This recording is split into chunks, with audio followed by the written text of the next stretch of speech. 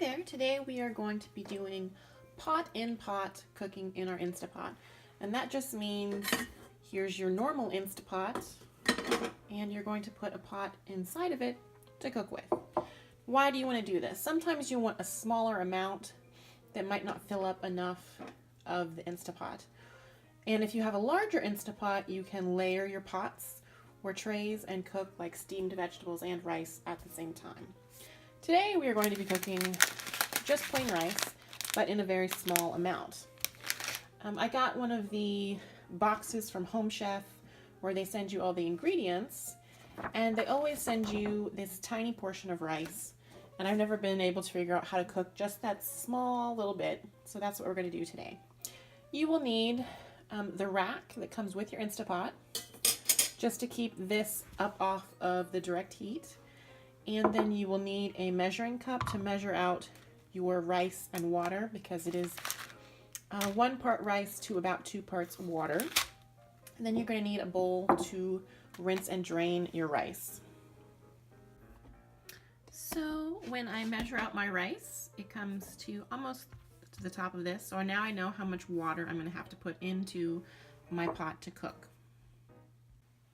Now that I have rinsed my rice, I thought I would explain why you put water and then throw that water out.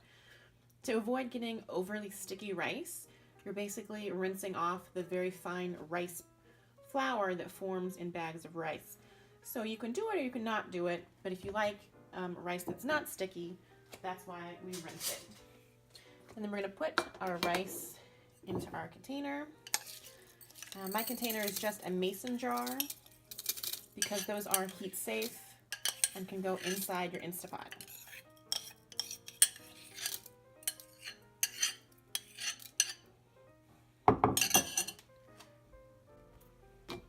So we have 1 cup of rice grains, so we're going to add our first cup of water and our second cup of water.